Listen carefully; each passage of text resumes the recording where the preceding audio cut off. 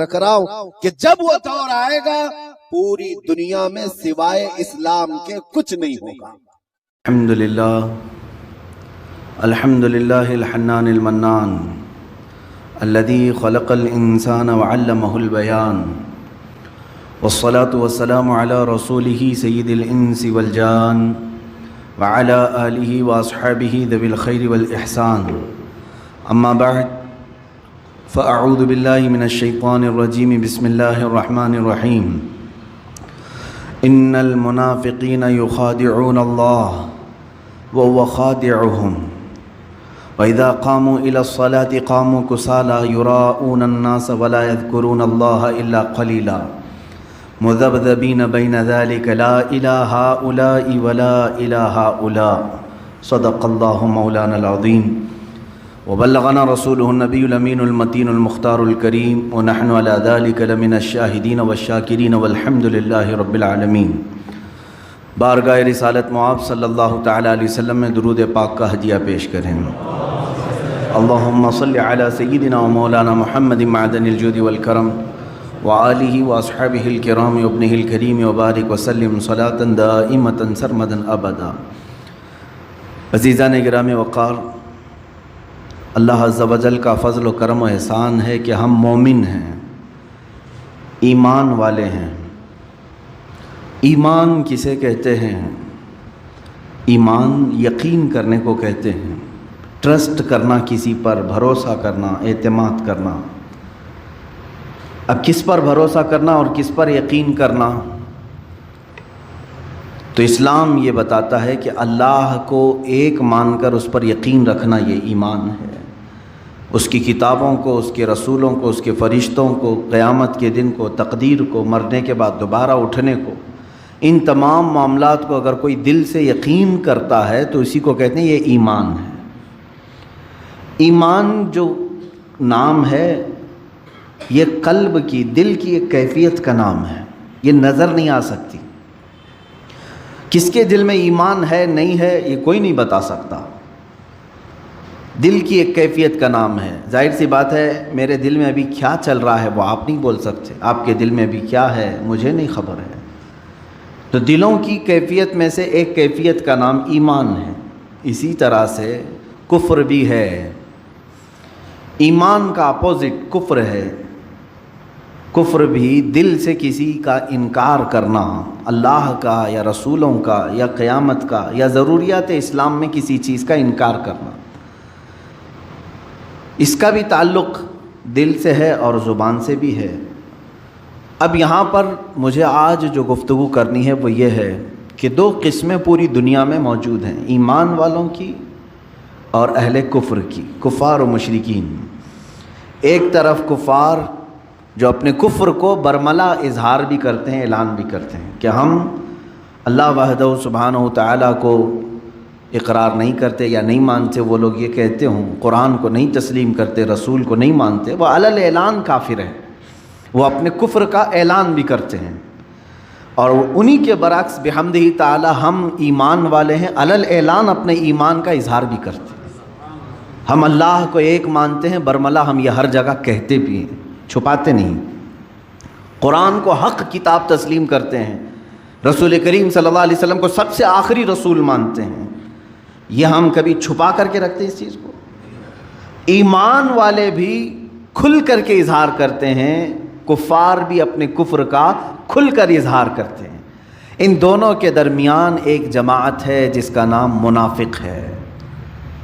اس کی تعریف کیا ہے؟ منافق کہتے کسے ہیں؟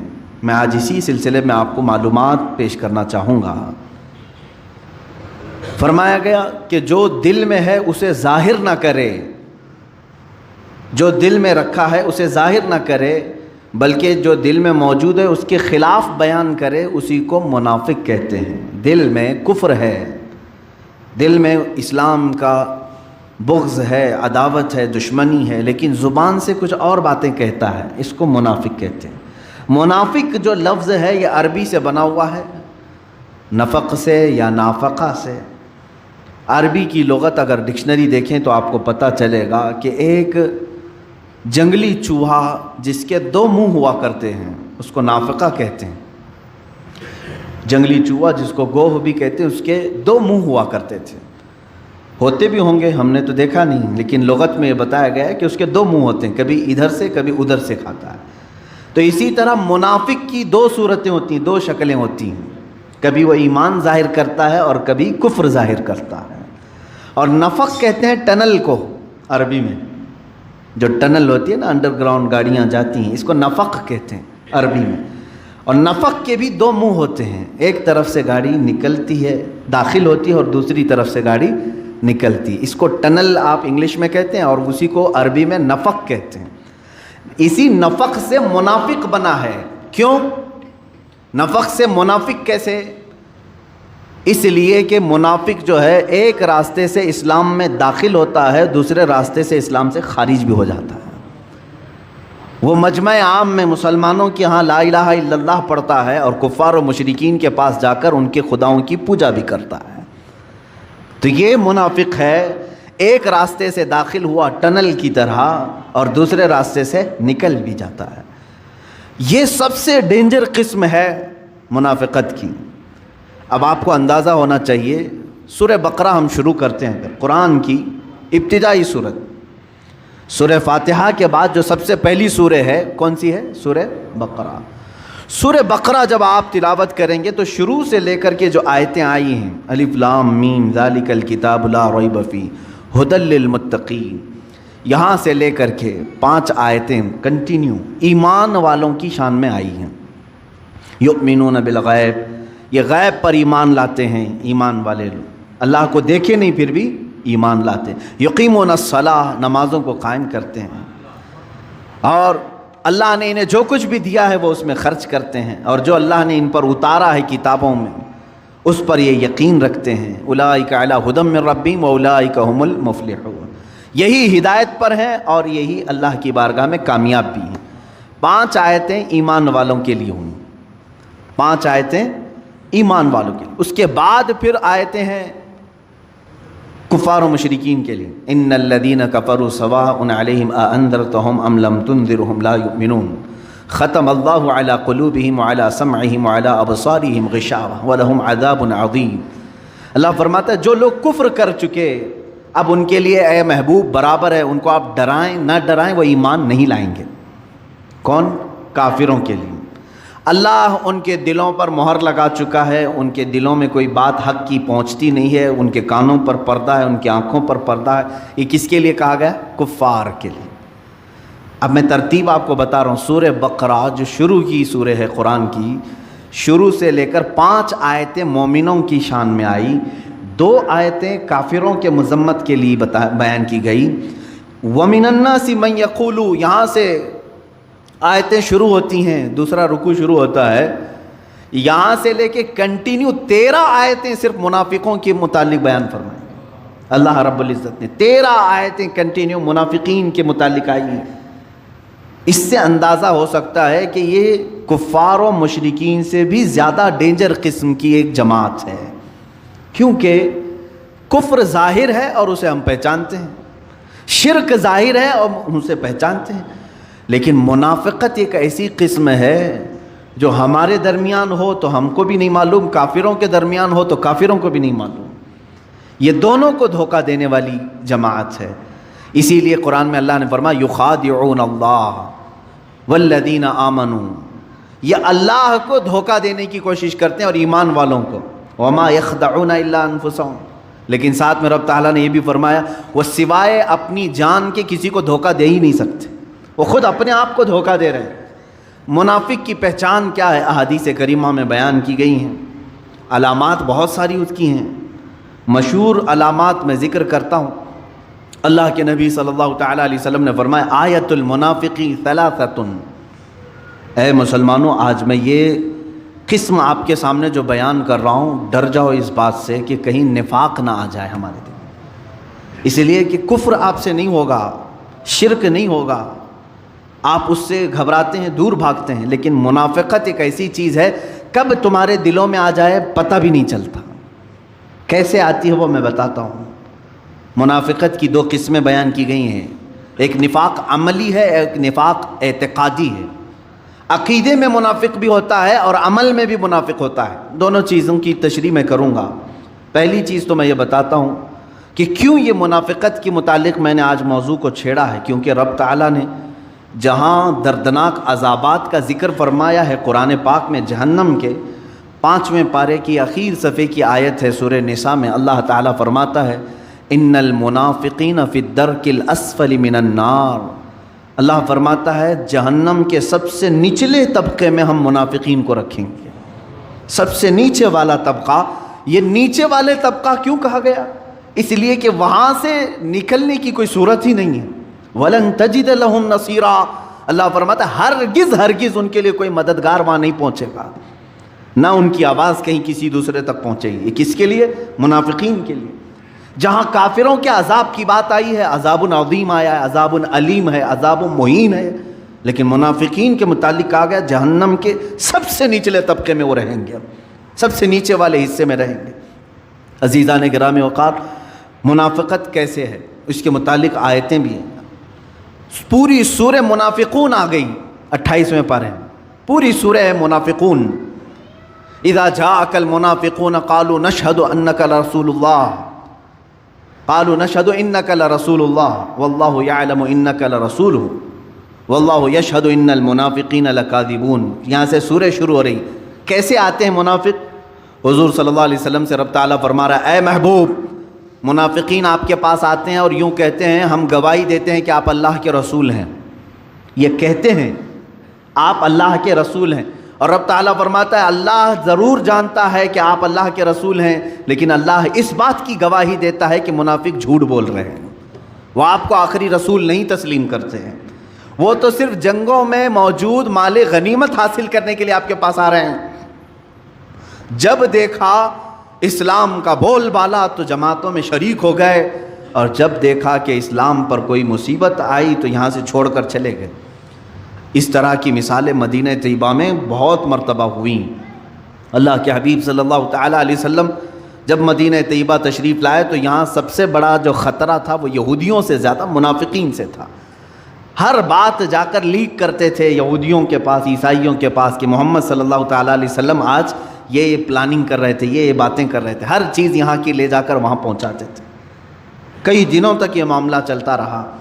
جنگ بدر کے بعد تو بہت سارے لوگ اسلام میں داخل ہوئے. جنگ بدر ایک ایسی فیصلہ کن جنگ تھی، صرف 313 مسلمان ہیں اور 1000 سے زیادہ کافر ہیں. 313 کو جب فتح عظیم مل گئی تو ان لوگوں نے سوچا کوئی تو طاقت ہے ان کے پاس، ساتھ ہو جانا چاہیے. جنگ بدر کے بعد بہت مسلمان ہوئے. اور وہی جنگ احد ایک ہی سال کے بعد ہوئی. اب مسلمانوں کی تعداد 1000 سے زیادہ تھی. جب 313 تھے سال بھر پہلے، اب سال کے بعد 1000 سے زیادہ تھی تعداد. اب کی بار جب کفار و مشرکین آئے تو مسلمانوں کو شکست ہوئی. یہ اللہ تعالیٰ کی طرف سے آزمائش تھی کہ یہاں پر منافقین کو اب باتیں بنانے کا موقع مل گیا. جتنے وہ مال غنیمت لوٹنے کے لیے اسلام لائے تھے وہ سب میدان چھوڑ کر بھاگ آئے، مدینہ طیبہ کی طرف آئے اور کہنے لگے کیا ہم نہیں کہتے تھے کہ یہ کمزور لوگ ہیں، ان کے ساتھ نہیں ہونا چاہیے، ہمارا سب برباد ہو جائے گا. مدینہ طیبہ واپس لوٹ آئے.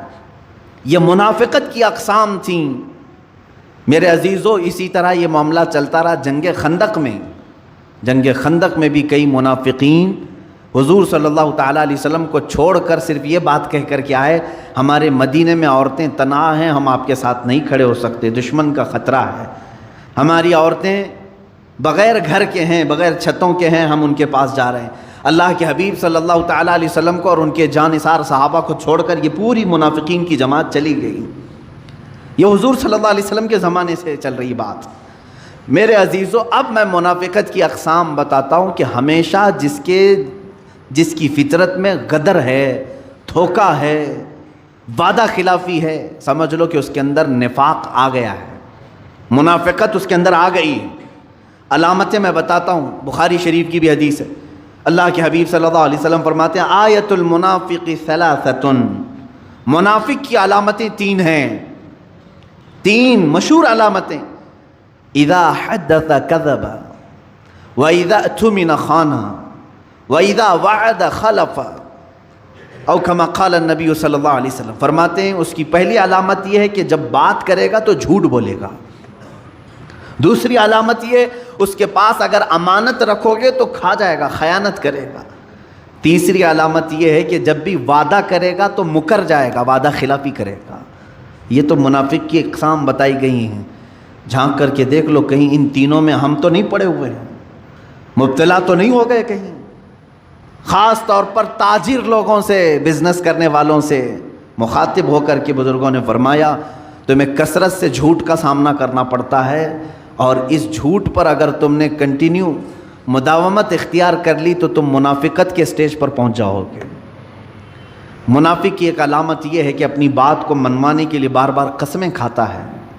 اللہ کی قسم، کعبے کی قسم، قرآن کی قسم، کثرت سے وہ قسمیں کھاتا ہے منافق. اور جب بھی اس کے پاس کوئی امانت رکھی جائے تو خیانت کرتا ہے، صحیح طریقے سے اس کو نہیں لوٹاتا. امانت بہت قسم کی ہے میرے عزیزوں، صرف پیسہ ہی امانت نہیں ہے، کسی کی باتیں بھی تمہارے پاس امانت ہوتی ہیں، کسی کا مال تمہارے پاس امانت ہے، کسی کی بیٹی تمہارے پاس امانت ہے، کسی کے بچے تمہارے پاس امانت ہے. امانت کی بہت ساری قسمیں، اس میں خیانت کرنے والا منافق کی علامتوں میں شامل ہو گیا. اور جب کبھی وعدہ کرے تو وعدہ خلافی کرتا ہے.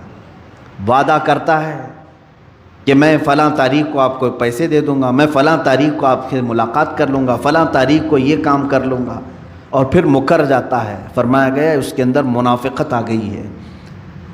یہ نفاق کی 3 بڑی علامتیں ہیں، بڑی علامتیں ہیں. اب جو 13 آیتیں میں نے جس کا ذکر کیا سورہ بقرہ میں، شروع سے لے کر دوسرے رکوع سے تیسرے رکوع تک اگر آپ پڑھیں گے، اللہ تعالیٰ نے صاف صاف ان کے طریقے بیان کیا ہے. یہ خود میں خوش رہتے ہیں کہ ہم سب کو دھوکہ دے رہے ہیں، ہم صحیح ہیں باقی سب غلط ہیں، ہم سب کو ٹوپی پہنا چکے ہیں، وہ یہ خیال میں رہتے ہیں. اللہ ان کی اس چیز کو مسلمانوں کے سامنے کھل کر کے بیان کیا ہے.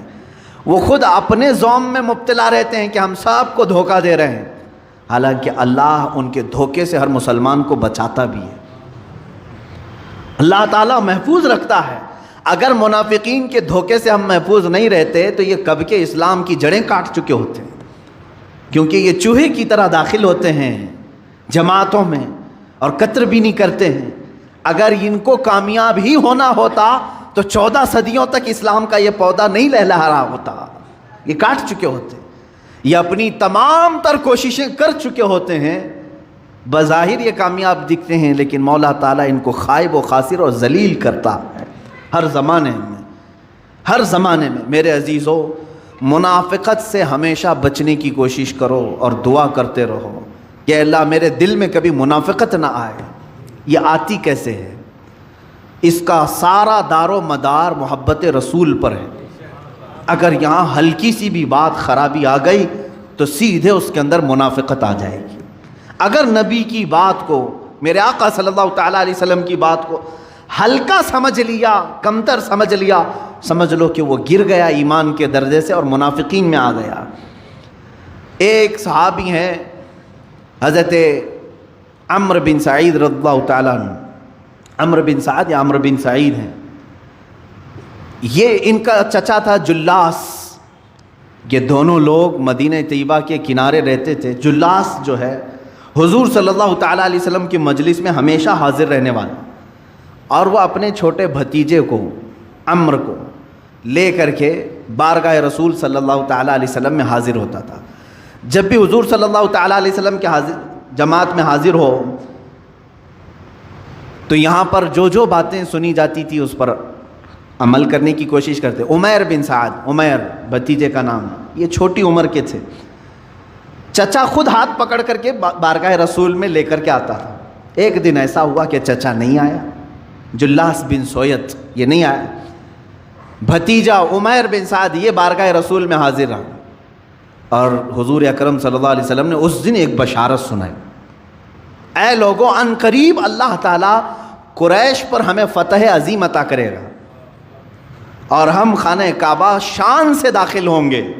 حضور صلی اللہ علیہ وسلم جب یہ بشارت دیے، چھوٹی عمر تھی عمیر بن سعد کی، خوشی سے دوڑتے ہوئے آئے اور اپنے چچا جلاس بن سویت کو آ کر کے کہا، چچا آج معلوم ہے آپ کو آج اللہ کے رسول صلی اللہ علیہ وسلم نے کیا فرمایا؟ کہا کہا اللہ کے رسول نے فرمایا کہ عنقریب اللہ قریش پر انہیں فتح عظیم عطا کرے گا، شان سے وہ داخل ہوں گے۔ جلاس بن سوید نے کہا ہے اگر محمد کو فتح ہو گئی تو ہم گدھے سے بدتر کہلائیں گے۔ دل کا منافق تھا، حضور صلی اللہ علیہ وسلم کے بارے میں کہہ گیا، جبکہ وہ مجلس رسول میں کنٹینیو حاضر ہونے والا شخص اور اپنے بھتیجے کو پکڑ کر کے لانے والا شخص۔ عمیر بن سعد نے کہا چچا آپ ہی تو مجھے لے کر جاتے تھے۔ کہا لے کر جاتا تھا لیکن بڑی بڑی باتیں مت کرو، محمد کی بات اور ہے، قریش کی بات اور ہے۔ عمیر بن سعد وہاں سے فوراً بھاگتے ہوئے نکل آئے کہ چچا کا دماغ خراب ہو گیا ہوگا، یا تو یہ اب تک نہیں جانتے تھے۔ اب بتائیں بھتیجا خود چچا کی منافقت کو نہیں سمجھ پا رہا تھا۔ عمیر بن سعد بارگاہ رسول میں حاضر ہوئے، صحابہ بیٹھے ہوئے تھے، یہ چھوٹی عمر کے تھے، بڑے صحابہ تھے، حضور صلی اللہ علیہ وسلم کی بارگاہ میں کھڑے ہو کر کے بار بار کچھ کہنے کی بات کر رہے ہیں، کچھ عرض کرنے کی بات کر رہے ہیں، موقع نہیں مل پا رہا ہے۔ جلاس کو اپنے چچا کو بول کر کے آئے تھے میں آج تیرا بھانڈا پھوڑوں گا، پوری طرح سے تیری پول کھولوں گا، حضور اکرم صلی اللہ علیہ وسلم کی بارگاہ میں جا کر بیان کروں گا۔ وہ گھبرا بھی گیا لیکن بچہ اب دوڑتے ہوئے آ گیا۔ اب یہاں پر تھوڑی دیر کے بعد بار بار وہ اٹھ رہے ہیں، اپنی گردن اٹھا رہے ہیں، تو حضور نے فرمایا کیا کہنا اٹھو۔ حضور صلی اللہ علیہ وسلم نے موقع دیا تو کھڑے ہوئے کہا کہ حضور ایک بات عرض کرنی ہے، میرا چچا منافق ہے۔ جلاس بن سوید سب کے کان کھڑے ہو گئے۔ جلاس بن سوید سب کی نظر میں ایک نیک شخص تھا، عمر والا شخص تھا، پابندی صوم و صلات، نماز اور روزوں کا بڑا پابند شخص، اور ایک بچہ ایسا کہ صحابہ نے بٹھا دے بیٹھ جا، لگتا ہے اس کے چچا نے مارا ہو رہا ہوگا، اس کے خلاف آ کے شکایت کر دیا، بیٹھ جاؤ۔ پھر وہ کھڑے ہوئے کہ نہیں یا رسول اللہ صلی اللہ علیہ وسلم میں گواہی دیتا ہوں۔ حضور صلی اللہ تعالیٰ علیہ وسلم بھی دیکھتے رہے ان کی طرف، بولو۔ اسی اسنا میں جلاس بن سوید دوڑتا ہوا آ گیا، چچا بھی آ گیا، آیا دیکھا کہ شکایت کرنے کے لیے میرا بھتیجا کھڑا ہے، روتے روتے آیا بارگاہ رسول میں، کہا یا رسول اللہ صلی اللہ علیہ وسلم آج گھر میں یہ تاخیر سے آیا، میں نے ایک تماچا لگایا تو یہ کہا کہ میں تمہارے خلاف حضور سے شکایت کرتا ہوں، پتہ نہیں میرے بارے میں کیا آ کر کے کہا آپ سے۔ صحابہ نے کہا نہیں ہم کہہ رہے تھے کچھ تو گھر میں جھگڑا ہوا ہوگا اور یہ آ کر کے اس پر اتنا بڑا الزام لگا دیا۔ یہ عمیر بن سعد رونے لگ گئے، چھوٹی عمر کے ہیں اور ایک طرف یہ منافق ہے، دوسری طرف بڑے بڑے صحابہ کو قائل کرنا ہے، ان کو کنونس کرنا ہے، لیکن اللہ کے نبی صلی اللہ تعالیٰ علیہ وسلم دلوں کے حالات کو جانتے تھے۔ اللہ کے نبی صلی اللہ علیہ وسلم نے فرمایا عمیر تم بولو تمہاری بات کیا ہے۔ عمیر بن سعد نے پوری بات بتائی، میں مجلس سے اٹھ کر کے جب گیا تو میرے چچا نے ایسی ایسی بات کہی۔ اللہ کے حبیب صلی اللہ تعالیٰ علیہ وسلم نے اپنی گردن جھکا لی، ان کی بارات میں کچھ نہیں کہا، عمیر بن سعد کی حمایت میں ایک جملہ بھی نہیں فرمایا۔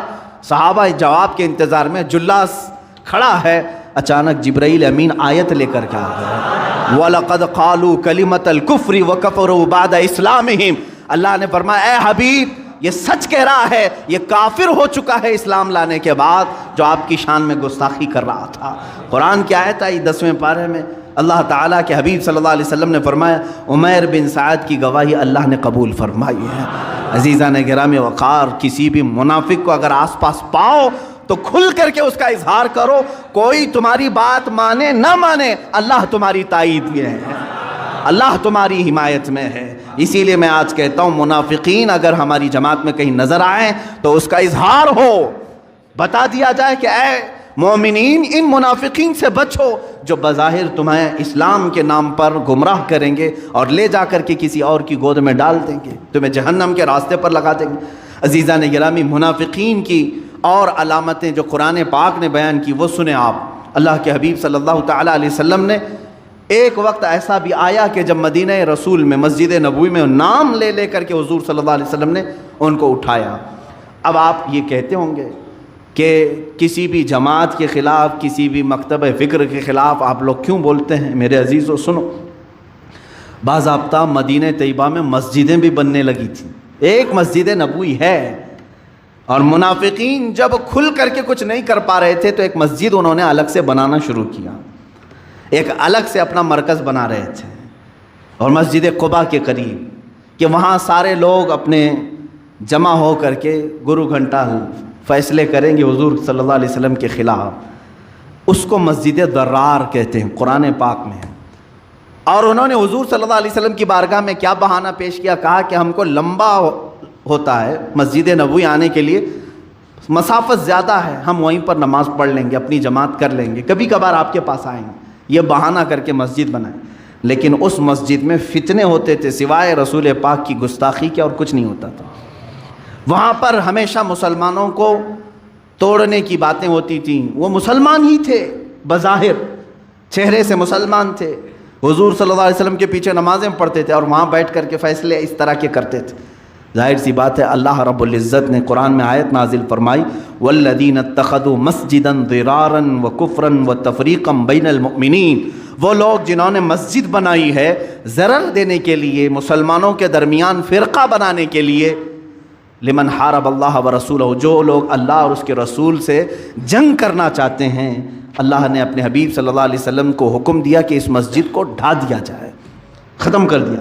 حضور اکرم صلی اللہ علیہ وسلم اپنے صحابہ سمیت تشریف لائے اور اس مسجد کو بنیادوں سے ختم کر دیا۔ اس کو تو میں نام سے مسجد کہہ رہا ہوں، حقیقت میں وہ مسجد ہے ہی نہیں تھی۔ مسجد نہیں، مسجد کسے کہتے ہیں؟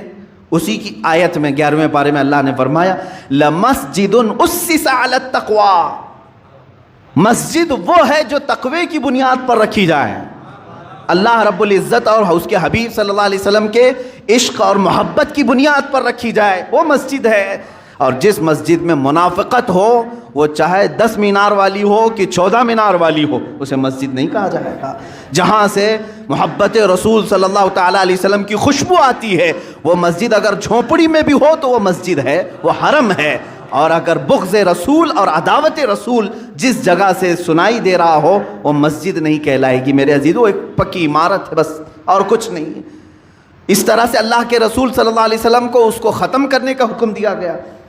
اسی لیے میں نے پچھلے جمعہ بھی کہا تھا، اقبال نے جو بات کہی وہ بہت سچ کہی ہے، آبروئے ماں ز نام مصطفیٰ، ہماری سب کی آبرو عزت کس سے جڑی ہوئی ہے؟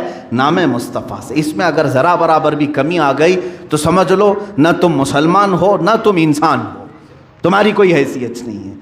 اسی لیے اقبال نے یہ بھی کہا ہے، بمصطفیٰ برسا خیش کے دی ہما اوست، اپنے آپ کو نبی کونین صلی اللہ علیہ وسلم تک پہنچا دو، اس لیے کہ یہی اصل دین ہے۔ تم اگر ان کی ذات تک پہنچ گئے یہی دین ہے۔ اگر بہو نہ رسیدی تمام بو لہبیس، اگر حضور صلی اللہ علیہ وسلم تک تم نہیں پہنچ سکے تو پوری زندگی تمہاری بو لہب کی طرح ہے، ابو لہب کی طرح ہے کہ حضور صلی اللہ علیہ وسلم کو چھوڑ کر کے جینا۔ عزیزان گرامی وقار، اب میں آپ کو یہ بھی بتا دوں کہ نفاق عملی کیا ہے، نفاق اعتقادی کیا ہے۔ کبھی منافق عمل سے ہوتا ہے اور کبھی عقیدے میں بھی ہوتا ہے۔ اللہ ایک ہے، یہ عقیدہ سب کا ہے۔ حضور صلی اللہ علیہ وسلم اللہ کے آخری رسول ہیں، یہ عقیدہ سب کا ہے۔ اللہ کے فرشتے ہیں، اللہ کی کتابیں ہیں، اللہ قیامت کا ایک دن لانے والا ہے، تقدیر ہے، مرنے کے بعد ہم دوبارہ اٹھائے جائیں گے، یہ سب پر ایمان ہے۔ یہ بنیادی ایمان ہے، یہ بنیادی، اس کو کہتے ہیں عقیدہ۔ اس میں ذرا برابر رد و بدل نہیں ہوگا، یہ عقیدہ ہے۔ کچھ عمل ہیں، عمل جیسے نماز ہے، روزہ ہے، زکوٰۃ ہے، حج ہے، یہ سب کیا ہیں؟ یہ عمل ہے۔ عمل کہتے ہیں ایکٹیویٹیز، آپ کر کے دکھا رہے ہیں۔ اللہ ایک ہے، آپ کر کے کچھ نہیں دکھانا ہے، آپ کو دل میں ماننا ہے۔ فرشتے ہیں اللہ کے، آپ کو کر کے کچھ نہیں دکھانا ہے، دل میں ماننا ہے۔ ایمان دل کا نام ہے اور اسلام یہ عمل کا نام ہے۔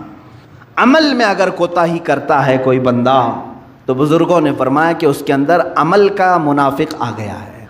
یعنی ایمان تو دل میں ہے، کہتا ہے اللہ میرا سب سے بڑا ہے، لیکن اسی کی عبادت میں نہیں آتا، تو گویا کہ یہ عمل کا منافق ہے، عملی منافقت اس کے اندر آ رہی ہے۔ اسلام کو سب سے بلند و بالا مذہب سمجھتا ہے، قرآن کو اللہ کی سب سے سچی کتاب سمجھتا ہے، سب سے آخری کتاب سمجھتا ہے، لیکن اس کی طرف کبھی ہاتھ بھی نہیں لگاتا۔ تو قول اور عمل میں اس کے مخالفت ہے یا نہیں؟ کہتا کچھ اور ہے، کرتا کچھ ہے۔ اس کے لیے کہتے ہیں یہ نفاق عملی نفاق ہے۔ اس کا گناہ یہ ہے کہ قیامت کے دن اللہ تعالیٰ اگر یہ توبہ کر کے مرا تو معاف بھی فرمائے گا اللہ تعالیٰ۔ یعنی نماز نہیں پڑھتا تھا، روزے نہیں رکھتا تھا، زکوٰۃ میں کچھ خرابی آئی، اسلام کے خلاف کچھ عمل کرتا تھا تو گناہ کبیرہ ہے، لیکن اگر توبہ کر کے مرے گا تو اللہ تعالیٰ اسے معاف بھی فرمائے گا۔ اور اگر توبہ کر کے نہیں مرا تھا تو قیامت کے دن اگر اس کی سزا میں جہنم آ گئی تو جہنم میں جائے گا لیکن ایک نہ ایک دن وہاں سے نکالا جائے گا۔ یہ نفاق عملی کی بات کر رہا ہوں، عمل میں اگر نفاق آیا تھا تو، اور اگر عقیدے میں منافقت آ گئی وہ کیسے؟ کہتا ہے اللہ ایک ہے ہمارے سامنے، اور ہندوؤں کے پاس کہتا ہے جتنے تمہارے خدا ہیں اتنے میرے بھی ہیں، عیسائیوں کے پاس کہتا ہے تمہارے ہاں 3 ہیں میں بھی 3 کو مانتا ہوں۔ تو یہ اعتقادی منافق ہے، یعنی سب کے پاس جہاں گیا ویسا رنگ ڈال دیا، یہ منافق اعتقادی ہے۔ قادیانیوں کے پاس گیا، کہا کہ تمہارا جو آخری نبی تم جس کو غلام احمد قادیانی رسول مانتے ہو میں بھی اس کو رسول مانتا ہوں، محمد صلی اللہ علیہ وسلم ان کو بھی میں رسول مانتا ہوں۔ یہ منافق اعتقادی ہے، اس کی بخشش نہیں۔ یہ اگر بغیر توبہ کے مرا تو قیامت کے دن اللہ تعالی ہمیشہ ہمیشہ کے لیے اسے جہنم کے سب سے نچلے طبقے میں داخل کرے گا، سب سے نچلے طبقے میں داخل کرے گا۔ اعتقاد میں نفاق آنے نہ پائے، عمل میں اگر آ گیا تو اس کی توبہ سے معافی کا امکان ہے، بچنے کی صورت ہے، لیکن عقیدے میں اگر منافقت آ گئی تو سمجھ لو میرے عزیزو کوئی تمہاری مغفرت نہیں، بخشش نہیں۔ سورہ منافقون کی میں آیتیں پڑھتا ہوں، اللہ فرماتا ہے وَإِذَا رَأَيْتَهُمْ تُعْجِبُكَ أَجْسَامُهُمْ، اللہ جب تم ان کو دیکھو گے تو ان کے جسم تم کو اچھے لگیں گے، منافقین۔ وَإِن يَقُولُوا تَسْمَعْ لِقَوْلِهِمْ كَأَنَّهُمْ خُشُبٌ مُّسَنَّدَةٌ، اللہ فرماتا ہے جب وہ بولیں گے تو تم کو ان کی باتیں اچھی لگنے لگیں گی، وہ ایسا ٹال مٹول کر کے بولیں گے کہ تم کو ان کی باتیں اچھی لگیں گی۔ ظاہر سی بات ہے اگر صحیح صحیح باتیں ہم بتائیں گے تو کڑوی لگیں گے، ہم عیبوں پر اگر انگلی رکھیں تو کڑوی لگیں گے، سود کے خلاف بولیں تو بڈی خور ناراض ہیں، شراب کے خلاف بولو تو شرابی ناراض ہیں، یہ تمام چیزیں تو ہمارے ساتھ ہوتی رہتی ہیں میرے عزیزو۔ لیکن منافق کرتا کیا ہے؟ کہے تم اپنے اپنے کاموں میں لگے رہو، میں اپنے کام میں لگوں، سمجھوتا کرتا ہے، میں تم کو برا نہیں کہوں گا تم مجھے برا مت کہنا، یہ سمجھوتا کر کے چلتا ہے منافق۔ قرآن کہہ رہا ہے جب بھی وہ بات کرے گا تو تم کو اچھا لگے گا، کیوں؟ تمہاری بیماریوں کا وہ ایک بار بھی ذکر نہیں کرے گا، وہ کبھی نہیں بولے گا کہ تم بیمار ہو دل سے، تمہارے اندر خرابیاں ہیں، نہیں بتائے گا، اس لیے تم کو اس کی باتیں اچھی لگنے لگیں۔ ہماری باتیں کڑوی اس لیے لگیں گی، ظاہر سی بات ہے کہ تمہارے اندر موجود خرابیوں پر اگر ہم انگلی رکھیں گے، کسی کو غصہ آتا ہے، کوئی اگر ایکسیپٹ کرتا ہے تو اچھی بات۔ اور آگے سنو، یحسبون کل صیحۃ علیہم ہم العدو، اللہ فرما رہا ہے کہ یہی تمہارے سب سے بڑے دشمن ہیں، ان سے بچو اپنے آپ، بچاؤ اپنے آپ۔ اور اللہ تعالیٰ فرماتا ہے کہ رسول انہیں جب بلاتے ہیں آ جاؤ تو یہ اپنا منہ پھیر لیتے ہیں، ہم کو رسول کی ضرورت نہیں۔ اور اللہ تعالیٰ فرماتا ہے سواء علیہم استغفرت لہم ام لم تستغفر لہم لن یغفر اللہ لہم، اے رسول آپ ان کو بلا کر کے بخشش کی دعا کریں یا نہ کریں اللہ ان کو کبھی معاف نہیں کرے گا، لن یغفر اللہ لہم، اللہ فرماتا ہے ہرگز ہرگز اللہ انہیں معاف نہیں کرے گا۔ یہاں تک کہ منافقین کے لیے جتنا سخت تیور قرآن کی آیتوں میں ہے، آپ دیکھیں 10ویں پارے کی آیت ہے، اللہ فرماتا ہے وَلَا تُصَلِّ عَلَىٰ أَحَدٍ مِّنْهُمْ مَاتَ أَبَدًا وَلَا تَقُمْ عَلَىٰ قَبْرِهِ، اے رسول ان منافقین میں سے جب کبھی کوئی مر جائے تو اس پر نماز نہ پڑھنا، حضور کو حکم ہو گیا، اللہ کے نبی کو جو رحمت للعالمین ہیں، اللہ تعالیٰ فرماتا ہے ہرگز ان پر جنازہ نہ پڑھنا، وَلَا تَقُمْ عَلَىٰ قَبْرِهِ، اور نہ ہی اس کی قبر کے پاس کھڑے ہونا۔ منافق کے لیے اتنا سخت تیور ہے قرآن پاک میں، کیوں؟ یہ ہمیشہ اسلام کی جڑیں کاٹنے کی کوشش کرتا رہا، لوگوں کو ورغلاتا رہا، اسلام کے خلاف ان کے دلوں میں زہر گھولتا رہا۔ میرے عزیزو یہ تمہیں معلوم نہیں پڑتا زندگی بھر، اس لیے ایسوں کی دوستی سے محفوظ رہو جو اسلام کی خرابیاں بیان کرنے کے لیے بیٹھتے ہیں۔ میں تو کہتا ہوں بہت ساری مجلسوں میں یہ شکایتیں بھی ہوتی رہتی ہیں، کل ہی میرے ساتھ ایک ایسا معاملہ ہوا، ارے ہم سنیوں کا معاملہ ایسا ہے، اتنے خراب ہو گئے اتنے خراب ہو گئے، کیوں تم لوگوں کے ذہن و دماغ میں سنیت کو خراب کرنے کی کوشش کر رہے ہو؟ دوسروں کی تعریف بیان کرنا، اہل سنت و جماعت کو کمتر بیان کرنا، یہ منافق ہے، منافق ہے جو تمہیں راہ راست سے ہٹانے کے لیے اس کی کمزوریاں بیان کرے گا۔ سیم اس کی مثال یوں ہے، سمجھ لیجئے میں ایک مدرسے میں پڑھ رہا ہوں، جی جان سے پڑھ رہا ہوں، اچھی پڑھائی ہو رہی تھی، لیکن آپ آئے گھنٹہ بیٹھ کر کے میرے دماغ میں باتیں ڈالنے لگے، اس مدرسے کی یہ خرابی ہے، یہ خرابی ہے، یہاں ایسا پکتا ہے، یہاں ایسا ہوتا ہے، دماغ گھوم گیا، ارے نہیں دوسری جگہ جاتے ہیں۔ ہمارے طلبہ کے ساتھ ہوتا ہے ایسا اکثر، چھوڑ دیتے ہیں, دوسری جگہ جا کر دیکھتے ہیں. اسی طرح کا معاملہ منافقین تمہارے دین کے ساتھ کرتے ہیں. سنیت, اہل سنت, یہ دیکھو یہ کیا کیا کر رہے ہیں. میرے عزیزو, اہل سنت و جماعت لوگوں کا نام نہیں ہے, عقیدے کا نام ہے. لوگ سب شرابی ہو جائیں, اہل سنت و جماعت پر کچھ فرق نہیں پڑے. اہل سنت و جماعت حقانیت کا نام ہے, حقانیت کا نام ہے. لوگوں میں اگر خرابی آ گئی تو اس سے اس کا کیا فرق. سورج پر اگر آپ الزام لگائیں گے تو یہ بے وقوفی ہے. سورج کا اپنا کوئی قصور نہیں ہے. سورج جیسا چمکتا ہے ویسے ہی چمکتا رہے گا. اہل سنت و جماعت ایمان, دین, اسلام اسی طرح سے ایک روشن چیز ہے. ہاں, اس کے اجالے میں رہنے والے اگر پورا اجالا نہیں پائے تو اس میں سورج کا کیا قصور ہے. اب مثال میں آپ کو بتا رہا ہوں. سورج نکلا ہے, آپ گھر میں سارے دروازے بند کر کے بیٹھے ہوئے ہیں اور کوس رہے ہیں سورج کو. صبح سے ابھی تک سورج آیا ہی نہیں, اور اس سورج سے میرا کوئی فائدہ ہی نہیں ہے. ایسا ہے سورج, ویسا ہے سورج. میاں تو اپنے دروازے کیوں بند کیا؟ قصور تیرا ہے. دوسرا ایک آدمی باہر بیٹھا آنکھ بند کر کے, صبح سے آنکھ بند کر کے بیٹھا ہوا اور کہہ رہا ہے سورج بالکل اچھا نہیں, سورج بالکل اچھا نہیں, کبھی اس سے اجالا دکھتا ہی نہیں. سورج کا کیا قصور ہے؟ تو صبح سے آنکھیں بند کر کے بیٹھا ہے. اسی طرح دین اسلام چمکتا ہوا وہ سورج ہے.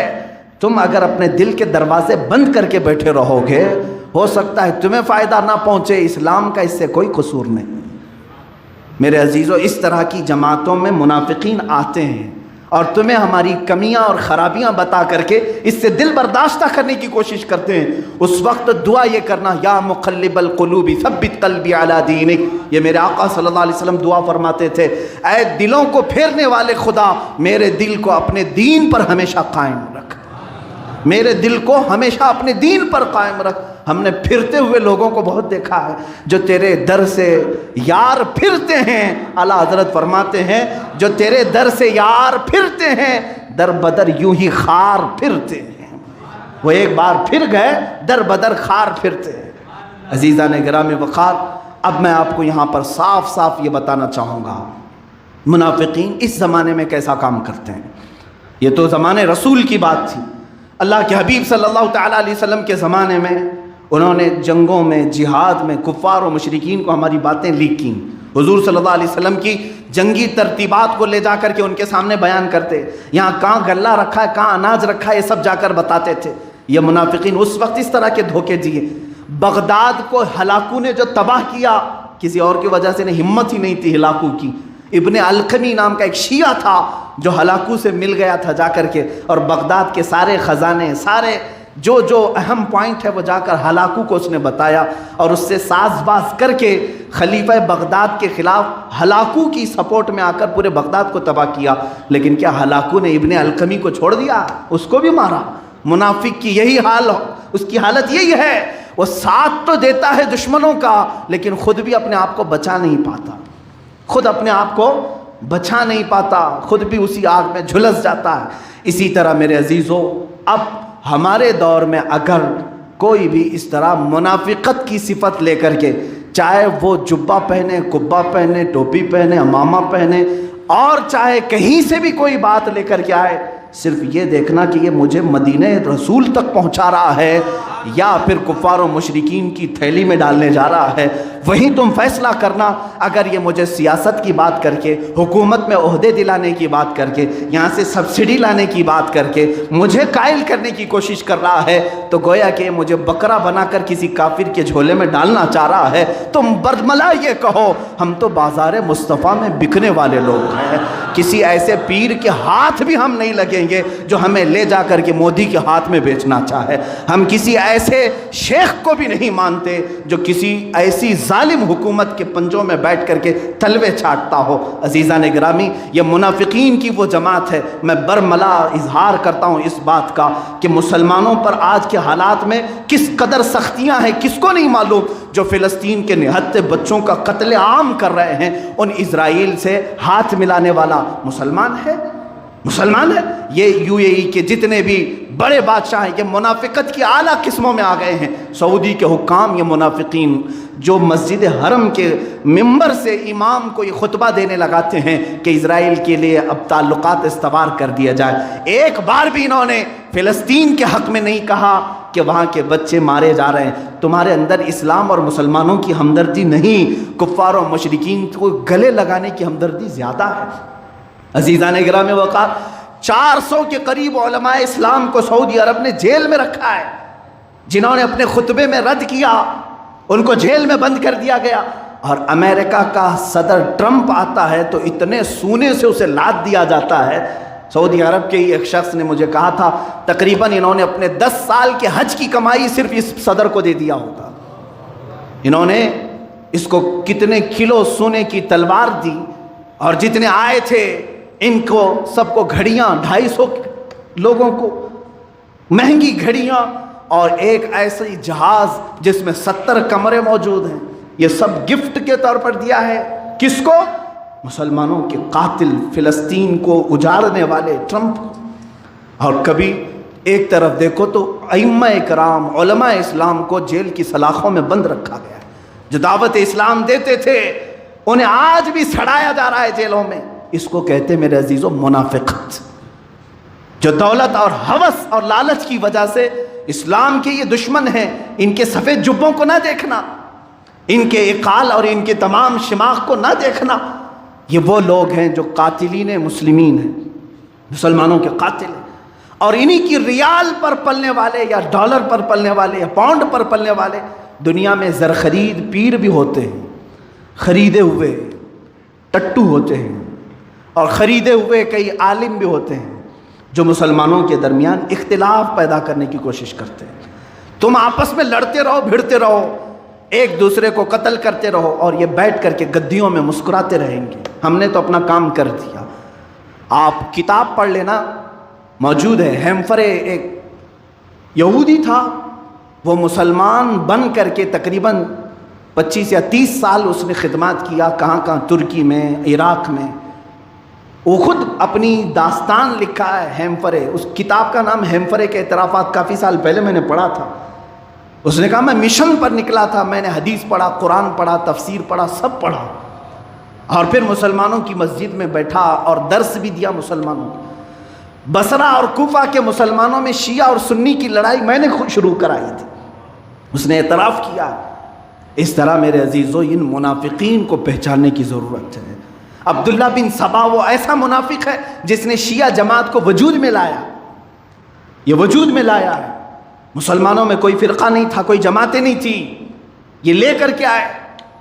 آپ کب تک اس طرح سوتے رہیں گے؟ اپنوں میں سے کیوں نہیں پہچانتے آج؟ ایک بات یاد رکھنا، دین اسلام کے متعلق اعلیٰ حضرت رضی اللہ تعالیٰ عنہ نے فرمایا ہے کہ اگر حضور اکرم صلی اللہ تعالیٰ علیہ وسلم کی محبت کو چھوڑ کر کوئی تمہیں گستاخ رسول سے ہاتھ ملانے کی بات کرے، دین اسلام کے مخالفین سے ہاتھ ملانے کی بات کرے، اعلیٰ حضرت نے اپنی کتابوں میں لکھا پھر چاہے وہ تمہارا کتنا ہی عزیز کیوں نہ ہو، تمہارا باپ ہی کیوں نہ ہو، اسے ایسے نکال کر پھینکو جیسے دودھ میں سے مکھی کو نکال کر پھینکا. تمہارا اس سے کوئی تعلق نہیں ہونا چاہیے. ہمارا رشتہ رسول کریم صلی اللہ تعالیٰ علیہ وسلم سے. ارے میاں، ہمارے ہاں تو قانون ایسا چلا ہے اہل سنت و جماعت کے، مارہرہ مطہرہ کے وہ سادات اعظام جہاں سے اعلیٰ حضرت بیعت ہوئے، خاندان میں کچھ لوگ شیعہ ہوئے تو خاندان کے ہی سادات نے علل اعلان یہ ذکر فرمایا کہ ان کا ہمارے خاندان سے کوئی تعلق ہی نہیں ہے، جبکہ وہ اس خاندان کے لوگ تھے. ختم کر دیا کہ جب تمہارا رشتہ ہمارے سے خون کا ہے تو ظاہر سی بات ہے اس سے افضل رشتہ محبت رسول کا ہے.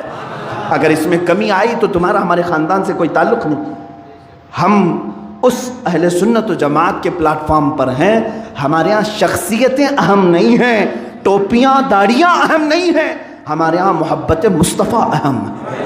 اگر گدڑی پہننے والا عاشق رسول ہے تو ہمارے سروں کا وہ تاج ہے، اور اگر جبے قبے پہننے والا گستاخ رسول ہے، چاہے وہ کسی بھی مسجد یا خانقاہ کی گدی پر ہی کیوں نہ بیٹھے، ہمارا اس سے کوئی تعلق نہیں. جو مسلمانوں کو بیچنے کی بات کرے، لے جا کر کے فروخت کرنے کی بات کرے، چند پیسوں میں اور سکوں میں بک جائے، میرے عزیزوں ایسے کہ ہاتھ میں ہاتھ ہرگز نہ دینا، یہ منافقین ہیں، ان کو پہچانو اور منافقت سے توبہ کرو۔ اس لیے کہ جتنے اولیاء کاملین آئے سب کی دعاؤں میں دیکھ لینا وہ روتے روتے یہ دعا کرتے تھے، اے اللہ کفر تو شرک سے تو میں بچ جاتا ہوں، لیکن دل میں کبھی منافقت آ گئی تو یہ معلوم نہیں پڑتا، اے رب ذوالجلال میرے دل کی نفاق سے تو حفاظت فرما۔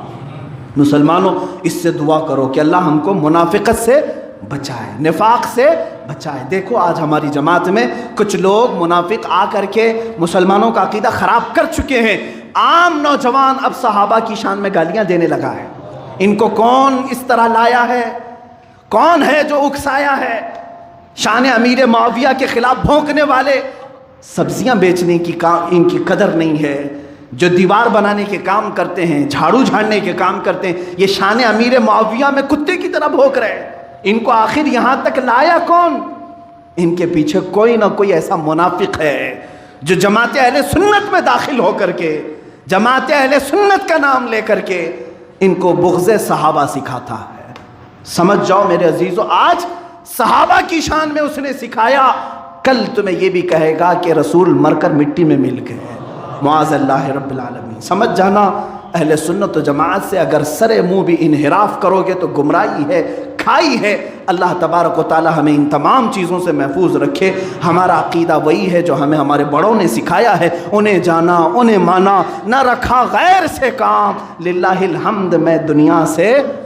للہ الحمد میں دنیا سے مسلمان گیا۔ میرے آقا صلی اللہ تعالیٰ علیہ وسلم کی بارگاہ میں ہمارے دل و جان اور ساری چیزیں فدا ہیں۔ جو ان سے وابستہ ہے وہ ہمارا ہے، جو ان سے ناآشنا ہے اس سے ہمارا کوئی تعلق نہیں ہے۔ جو تیرے در سے یار پھرتے ہیں، در بدر یوں ہی خار پھرتے ہیں، وہ سوئے لالا زار پھرتے ہیں، تیرے دن اے بہار پھرتے ہیں۔ اللہ تبارک و تعالی ہم سب کو کہنے سننے سے زیادہ عمل کی توفیق عطا فرمائے۔ وآخر دعوانا الحمدللہ رب العالمین۔ سلام۔